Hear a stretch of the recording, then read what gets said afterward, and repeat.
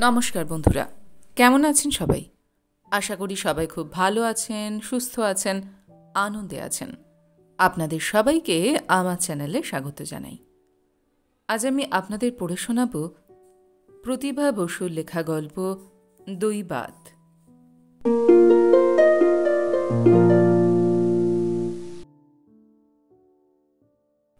গ্রামের মধ্যে ঝুন্টি স্বনামধন্য।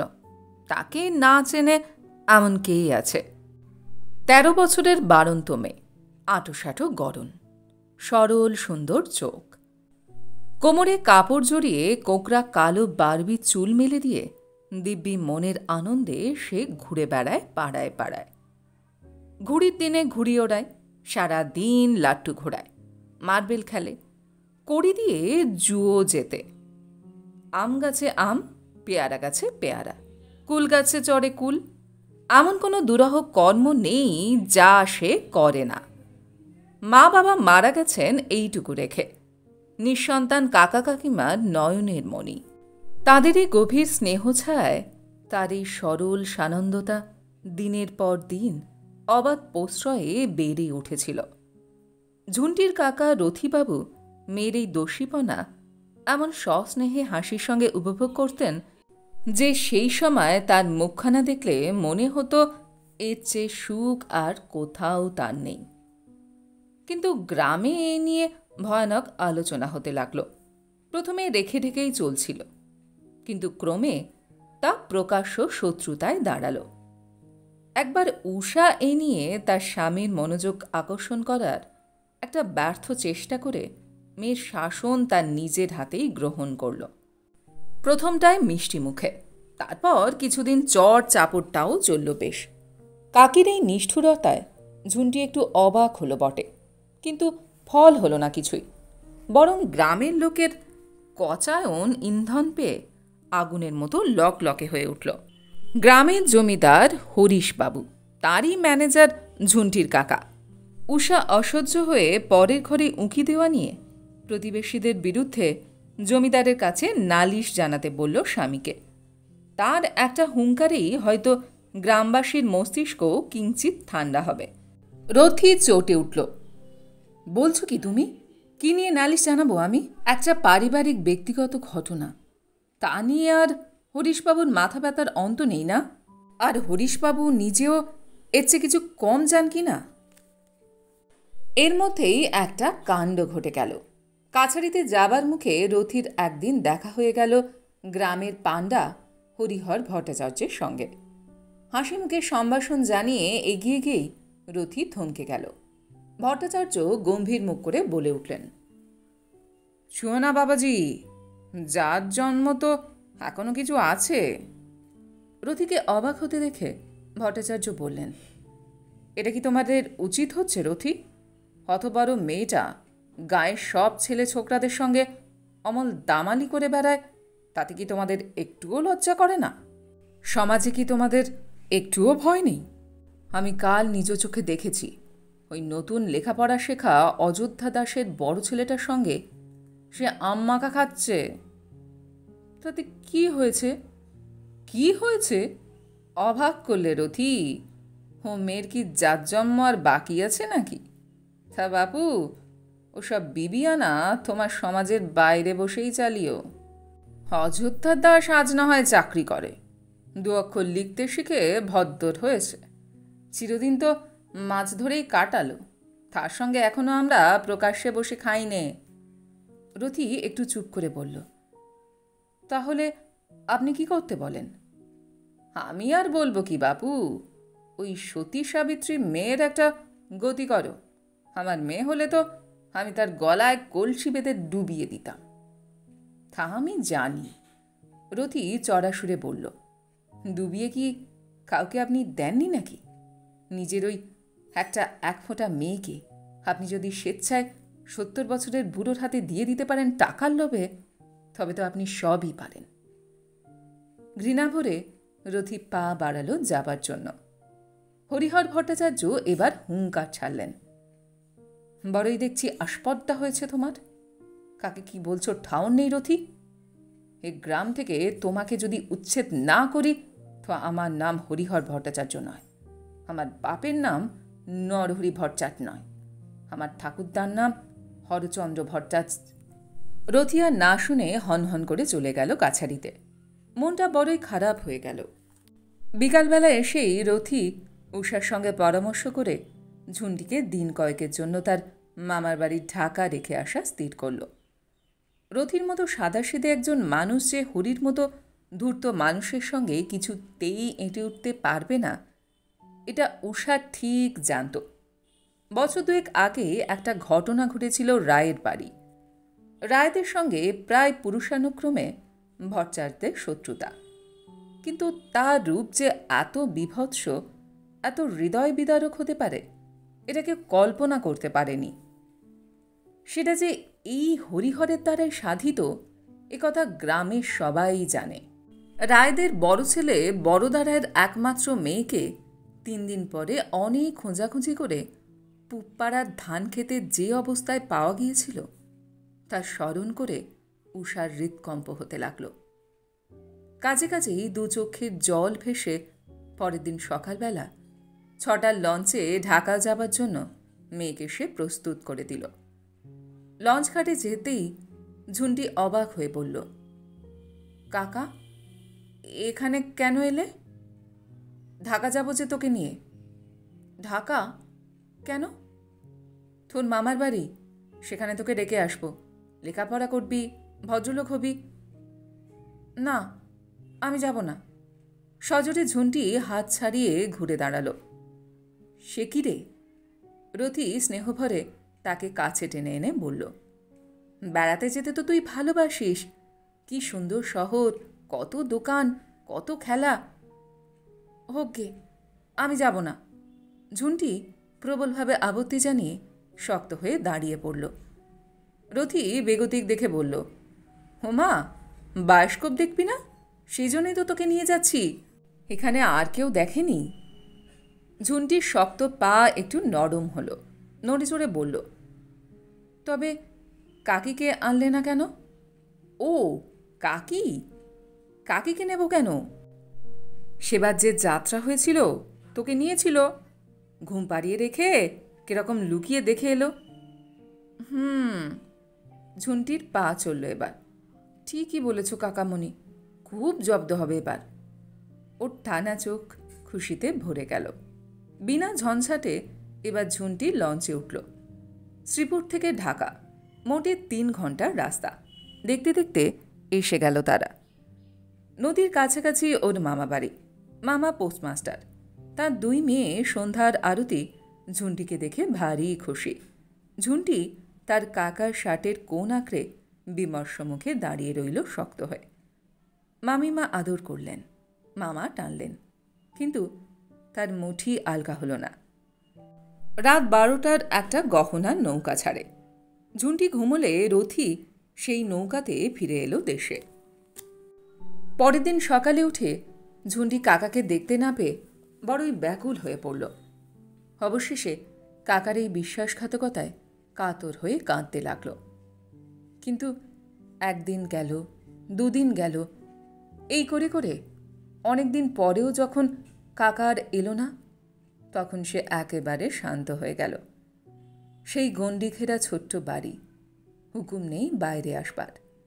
রাস্তায় মুসলমান ছেলেমেয়েরা খেলা করে, গান গেয়ে চলে যায়, বোকাট্টা ঘুড়ি ওড়ায় আর আনন্দধ্বনি করে।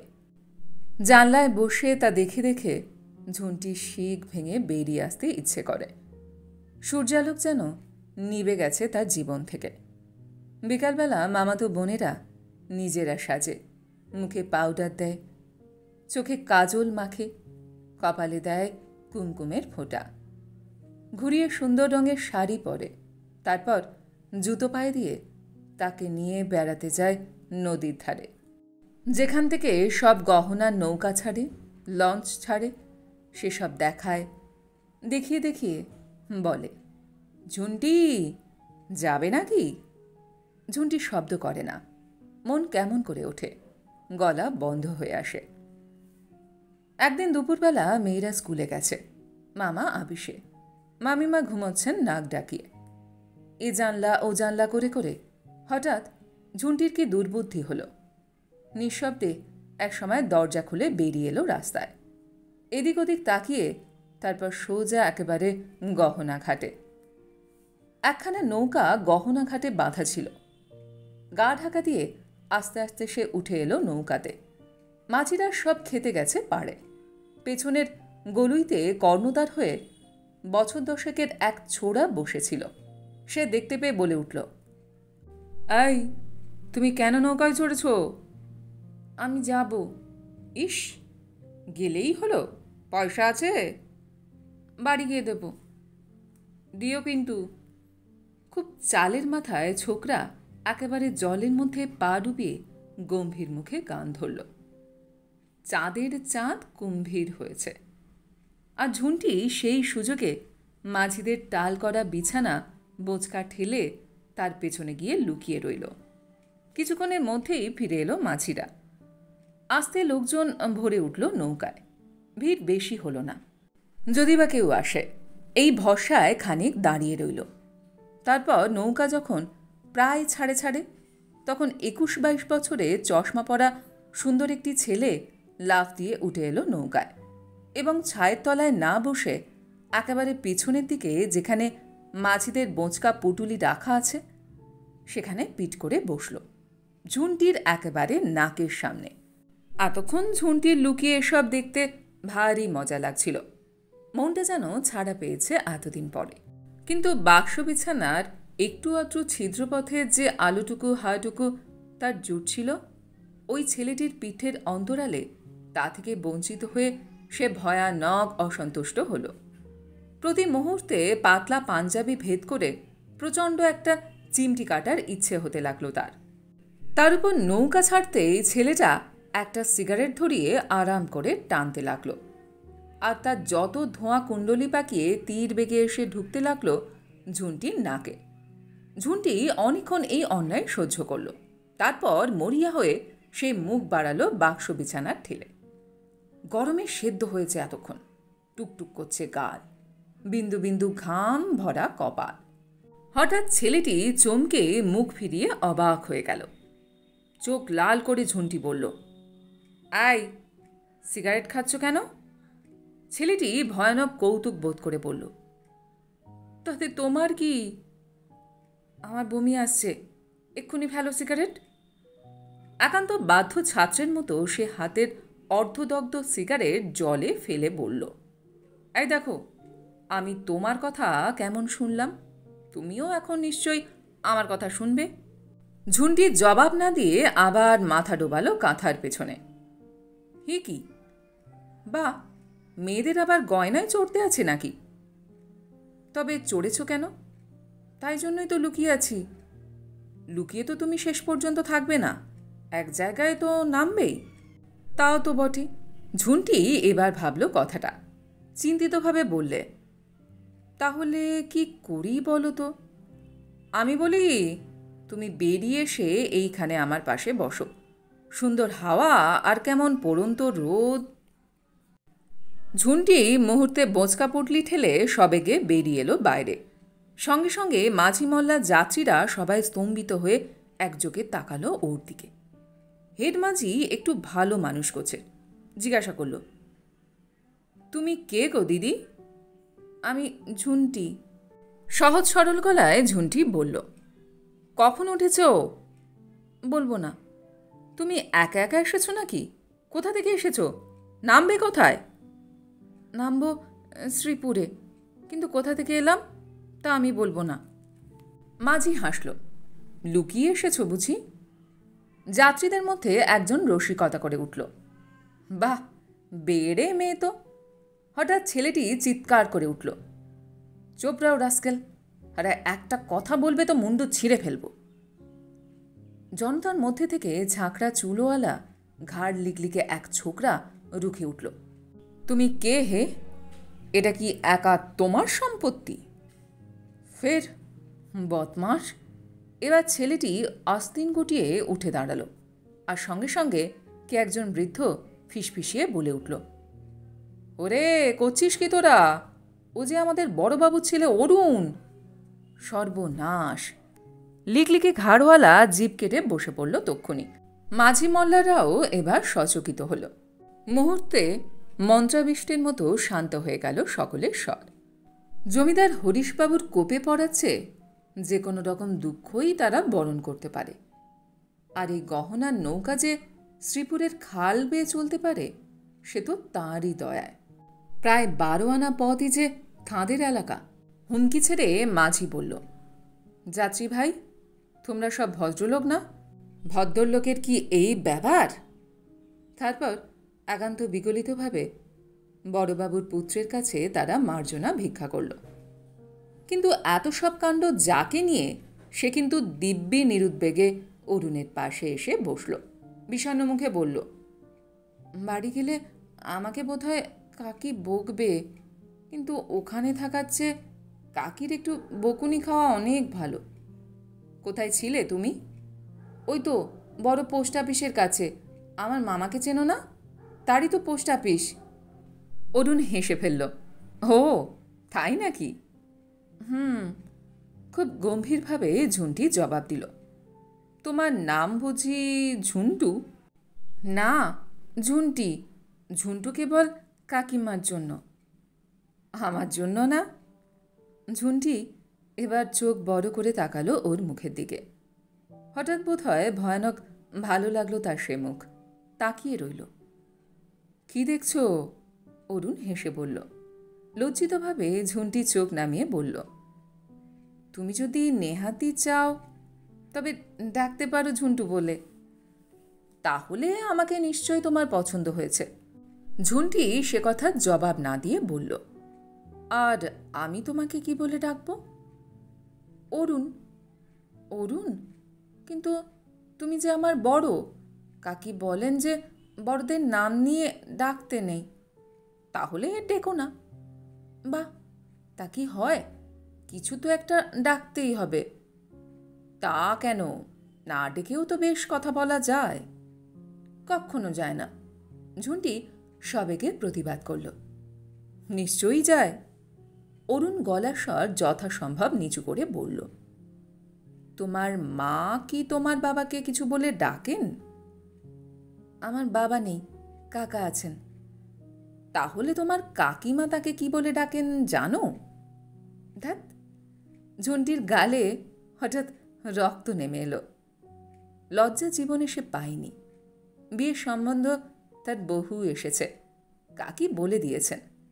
এটা লজ্জার বিষয়। এ কথা কাউকে বলতে নেই, তাই সে বলে না। কিন্তু এ লজ্জা তার কোথায় লুকিয়েছিল? কাকা কাকিমার সম্বন্ধটা ঠিক যে অন্যান্য সম্পর্কের বাইরে, এটা সে বুঝেছিল, মেনেও নিয়েছিল। কিন্তু একজন মানুষের সঙ্গে তারও ঠিক সেই সম্বন্ধ হওয়া যে কেমন, তার একটা অস্পষ্ট অনুভূতি তার অপরিণত বালিকা চিত্তে একটু নাড়া দিল। চুপ করে বসে রইল জলের দিকে তাকিয়ে। একটু পরে অরুণ বলল, কি হলো, রাগ নাকি? তুমি ওরকম যাতা বলো কেন? যাতা কি? এমনও তো হতে পারে যে তোমার কাকিমার সঙ্গে তোমার কাকার যা সম্পর্ক, আমার সঙ্গেও তোমার সেই সম্পর্ক হলো। ঝুন্টিকে চুপ করে থাকতে দেখে অরুণ বলল, আমার কথা তুমি বোঝনি? বুঝেছি। কি বুঝেছ? বলবো না। বলো না। না, বলো না লক্ষ্মীটি। অরুণ ঝুন্টির হাতের ওপর নিজের হাত রাখল। ঝুন্টি হঠাৎ এক ঝটকায় হাত ছাড়িয়ে নিয়ে বলল, বিয়ে আমি করবই না কোনো দিন। আমাকেও না? না। তাহলে তো ভারী মুশকিল দেখছি। দুষ্টু হাসিতে অরুণের সুন্দর মুখ ঝলমল করে উঠল। আর ঝুন্টি দারুণ বিচক্ষণের মতো বসে বসে চিন্তা করতে লাগল, বিয়েতে অনুমতি দেবে কিনা। এই বোধহয় তার সমস্যা। খানিক পরে ভয়ানক দুঃখের সুরে বলল, দেখো, কাকা আমাকে বায়োস্কোপ দেখাবেন বলে ঢাকা নিয়ে এলেন। তা তো দেখালেনই না, এদিকে মামার বাড়িতে ফেলে রেখে পালিয়ে গেলেন। মন টেকে আমার? তুমিই বলো। না পারি বাইরে বেরোতে, না পারি দৌড়োতে, না ঘুরি, না লাট্টু। ওখানে আমাদের শ্রীপুরে আমি কত সুখে ছিলাম। সারাদিন ঘুরে বেরিয়েছি, কাঁচা আম খেয়েছি, কড়ি খেলেছি। আর এখানে কি বলবো তোমাকে, আমি মরে যেতাম আর 2 দিন থাকলে। দুপুরবেলা মামা থাকেন আপিসে, সন্ধ্যার আরতিতে তো স্কুলেই যায়। এক মামিমা আর আমি। মামিমা ঘুমোতেই দোর খুলে বেরিয়ে এসেছি। ভালো করিনি? নিশ্চয়ই, তা নইলে আমার সঙ্গে দেখা হতো কেমন করে? সেই তো। ঝুন্টি সাহেবে একেবারে গলে গেল। একটুক্ষণ চুপ করে থেকে বলল, আচ্ছা, তুমি সাঁতার জানো? নিশ্চয়ই। করকম জানো? আমি আমি ডুব সাঁতার জানি, মরা ভাসতে জানি, চিত সাঁতার জানি, শিখিয়েও দিতে পারি তোমাকে। দেবে? তার কি করে হবে বলো? ভারী এক দুঃখের ভঙ্গি করে অরুণ বলল, তুমি তো মোটে আমার কথায় রাজি হলেই না। তা নইলে কি মজাটাই যে হতো। ছবি দেখাতাম, সাঁতার শেখাতাম। তারপর অবাক হয়ে ভুরু কুঁচকে ঝন্টি বলল, কি আবার রাজি হলাম না বলেই তক্ষুনি কি কথা মনে হলো। আর সঙ্গে সঙ্গে সাংঘাতিক জোরে অরুণের হাতের উপর একটা চিমটি কাটল সে। অরুণ হু হু বলে হাত বুলাতে লাগলো সে জায়গায়, আর ঝুন্টি মুখ ফিরিয়ে বসল তার উল্টো দিকে। সন্ধ্যা তখন উত্তীর্ণ। এদের গুনগুন কথায় ঈর্ষাকাতর যাত্রীরা অনেকেই ঘুমিয়ে পড়েছে। কেউ বসেছে ছোয়ের ওপর, কেউ বা মশা চাপড়াচ্ছে অধীরভাবে। কৃষ্ণপক্ষ, সাংঘাতিক অন্ধকার। মাঝিরা একটা কালি পড়া লণ্ঠন জ্বালিয়ে রাখল অরুণের মুখের সামনে। একটু পরে অরুণ বলল, ও মাঝি, লণ্ঠন জ্বেলেছ কেন? খামোকাই তোমার তেল খরচ হচ্ছে। কর্তা নাকি অন্ধকারে রইবেন। অন্ধকার ভালো হে, এ আলো তুমি সরাও মুখের কাছ থেকে। মল্লা হাঁকল, ও মাঝি ভাই, লণ্ঠন নি কারোর দরকার আছে? জিগাও তো। তারপর উত্তরের অপেক্ষা না করে লণ্ঠনটা যথাসম্ভব কমিয়ে এক কোণে রেখে দিল। আলো সরলে অরুণ ঝুন্টির হাত ছুঁয়ে বলল, ঘুমোবে? মাঝিদের তরঙ্গে ইতিমধ্যেই সে মাথা এলিয়ে দিয়েছিল। অরুণ নিজের সুটকেস খুলে খান্দুই ধুতি আর পাঞ্জাবি বার করে একটা তোয়ালে জড়িয়ে বালিশের মতো পাকিয়ে নিজে যথাসম্ভব কুঞ্চিত হয়ে বসে বলল, এই যে এখানে শো, ওখানে মাথা রেখো না, ভারী ময়লা। ঝুন্টি ভদ্রতা জানে না, ভূমিকা না করে হাত পা ছড়িয়ে শুল। তারপর বলল, দেখো, কাকি বলেন আমার মাথায় নাকি যত রাজ্যের নোংরা, তাই জন্য কারোর বালিশে আমাকে মাথা রাখতেই দেন না। তা তোমার তো এসব পরবার কাপড়। অরুণ হেসে ফেলল, তোমার কাকি তো ভারী দুষ্টু। এমন সুন্দর পশমের মতো চুলে নাকি আবার ময়লা থাকে, কই দেখি। অরুণ ভয়ানক বেশি রকম নিচু হয়ে অন্ধকারে চুলের ময়লা পরীক্ষা করতে লাগলো হাত বুলিয়ে বুলিয়ে। আর ঝুন্টি আরামে গভীর ঘুমে অচেতন হয়ে পড়ল। রাত প্রায় 8:30টায় গহনা এসে পৌঁছল শ্রীপুরে। অরুণ তাড়াতাড়ি ঠেলে তুলল ঝুন্টিকে। তারপর বসের ঘাটে নৌকা রাখতে বলে নেমে পড়ল তার হাত ধরে। বসেদের ঘাট থেকে বড়জোর মিনিট 3 পথ ঝুন্টিদের বাড়ি। মাঝে একটা সাঁকো পার হতে হয়। গ্রাম এর মধ্যেই নিশুতি হয়ে গেছে। ঝুন্টির অন্ধকারকে ভারী ভয়। এত রাত্রে সে বাইরে বেরিয়েছে, এ অভিজ্ঞতা তার এই প্রথম। ভয়ে সে অরুণের হাত আঁকড়ে রইল। ভয় করছে? যদি আমি না আসতাম কি হতো? রাম লক্ষ্মণ সীতা বলতুম, তাহলে বুঝি ভয় থাকে না? তা এখন বলো না, তুমি তো আছো। আমি চলে যাই? ইস ইস, কি তুমি কি ভেবেছ আমি তোমার সঙ্গে তোমাদের বাড়ি পর্যন্ত যাব? যাবেই তো। অরুণ অন্ধকারের টর্চ চালিয়ে পথ দেখতে দেখতে আসছিল।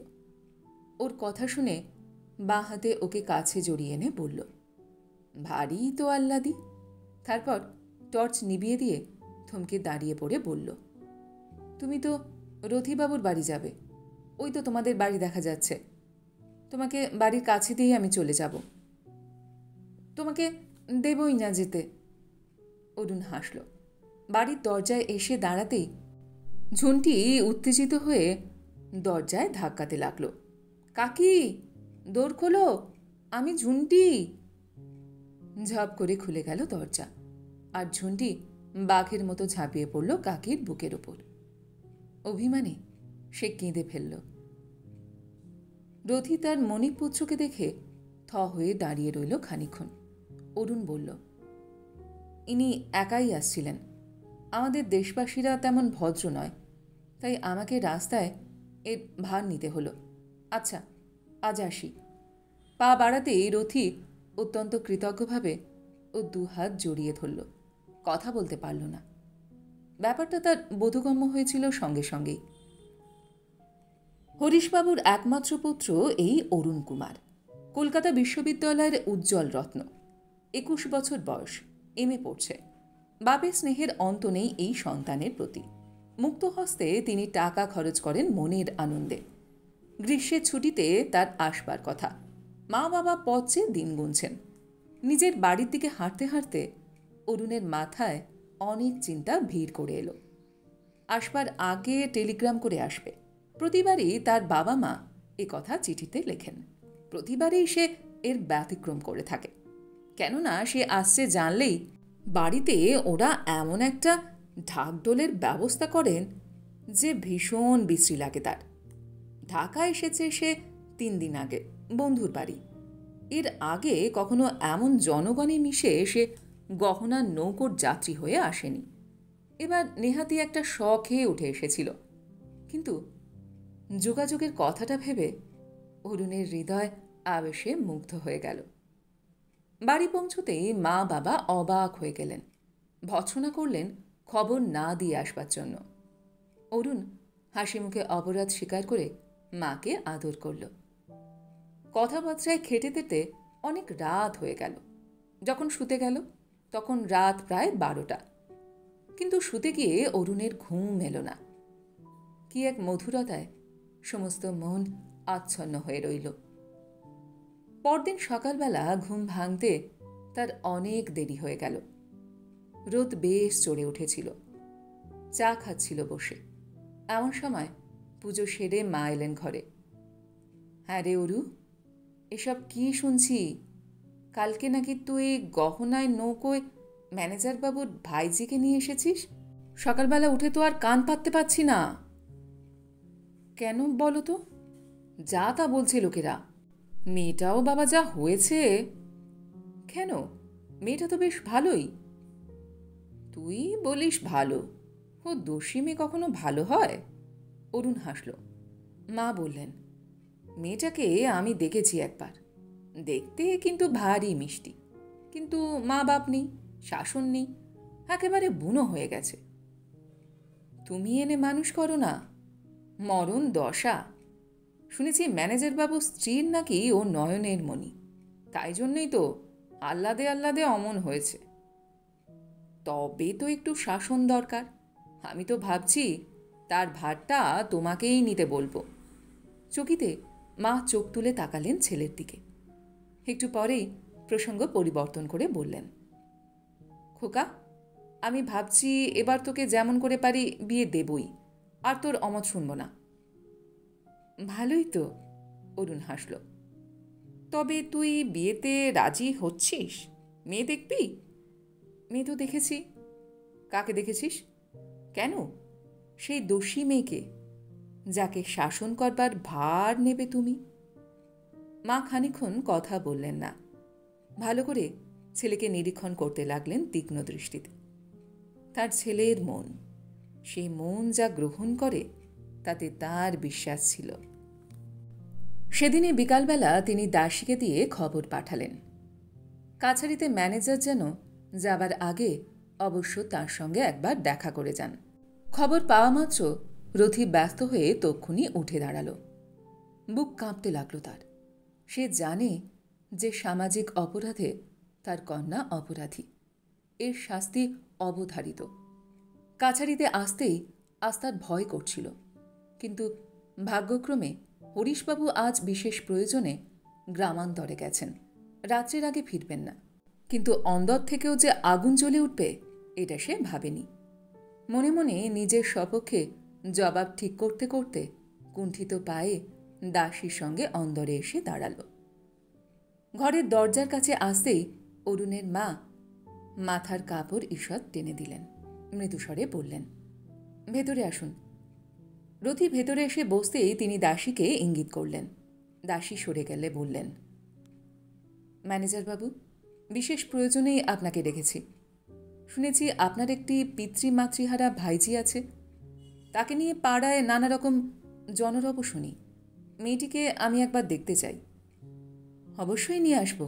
রথি বিনয়ের লজ্জায় হাতে হাত ঘষতে লাগল, তারপর একটু সামলে নিয়ে বলল, আপনি হয়তো কালকের ঘটনা শুনেছেন। অরুণবাবুর দয়ায় আমার মেয়ে আমি ফিরে পেয়েছি। সে ঋণ আমি সমস্ত জীবনেও শোধ করতে পারব না। হ্যাঁ, আমি শুনেছি সে কথা। আপনি পারলে আজকেই একবার নিয়ে আসবেন তাকে। অবশ্যই, আপনার আদেশ আমার শিরোধার্য। রথি নমস্কার জানিয়ে বিদায় নিয়ে বাড়ি এলো। বাড়ি এসে দেখল উষা ট্রাঙ্ক গোছাচ্ছে, আর ঝুন্টি অত্যন্ত মনোযোগ সহকারে দেখছে। রথি উৎফুল্ল মুখে বলল, উষা, ব্যাপার কি বুঝলাম না। জমিদার গিন্নি একবার ঝুন্টিকে দেখতে চেয়েছেন। সুন্দর করে সাজিয়ে দাও তো, আমি চা খেয়েই নিয়ে যাব।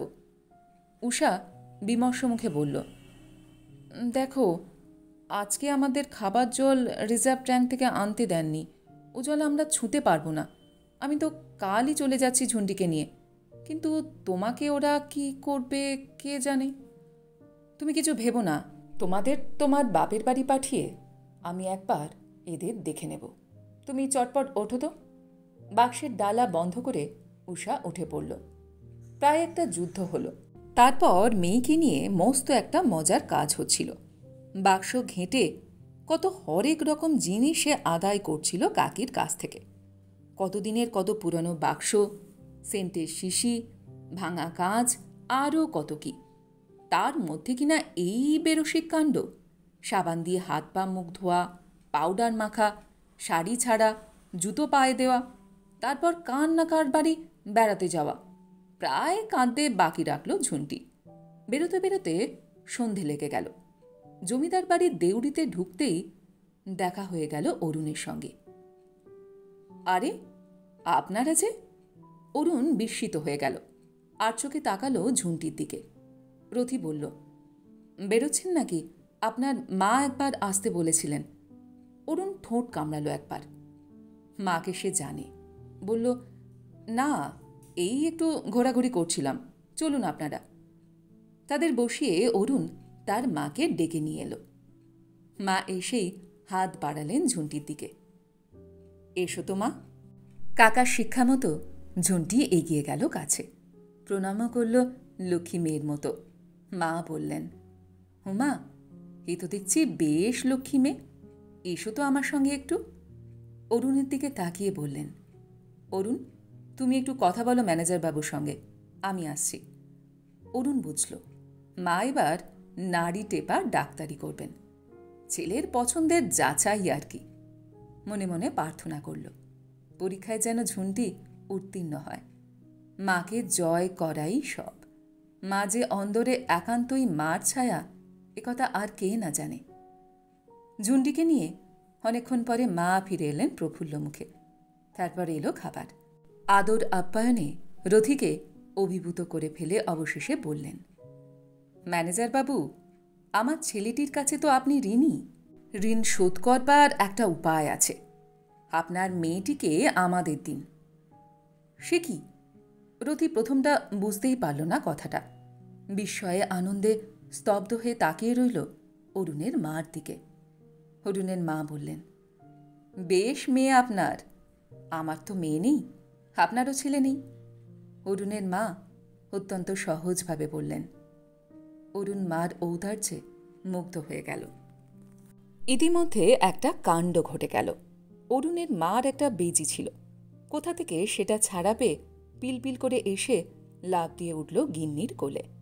আর মুহূর্তে ঝুন্টি কাকা কাকিমার সমস্ত শিক্ষা ভুলে সভ্যতা ভব্যতা বিসর্জন দিয়ে আনন্দে হাততালি দিয়ে ঝাঁপিয়ে পড়ল ওটা ধরবার জন্য। বেজিটা ভয় পেয়ে তক্ষুনি নেমে ছুটল ভেতরের দিকে। সঙ্গে সঙ্গে ঝুন্টিও বিদ্যুৎ বেগে ছুটল তার পিছন পিছন। রথির মুখে দুর্ভাবনা ছায়া নামল, আর অরুণের মার মুখ ভরে গেল আনন্দে। এই দাপাদাপি তিনি কত কাল ভুলে আছেন। ছেলে তার অকালপক্য। মনে পড়ে না কবে সে এমন করে শেষ হুটোপুটি করেছিল। বললেন, পাকলি। অরুণ এবার লজ্জা ত্যাগ করে উঠে দাঁড়াল। আমি দেখি গে মা, ওটা আবার কামড়ে না দেয়। ঘরে ঢুকেই সে ছুটন্ত ঝুন্টিকে খপ করে ধরে ফেললে। সঙ্গে সঙ্গে ঝুন্টি এক হাত জিভ বার করে ভয়ানক অপরাধীর মতো বললে, এমা কি হবে? কি হলো? একদম ভুলে গিয়েছিলাম, কাকি বলে দিয়েছিলেন এখানে এসে লজ্জা করতে।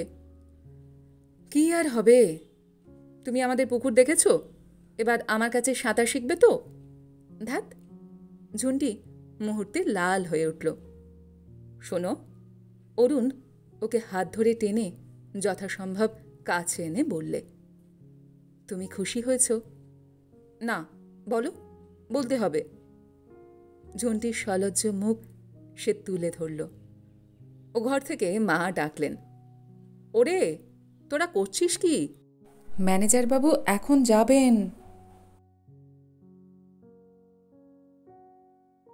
গল্পটি এইখানে সমাপ্ত হল।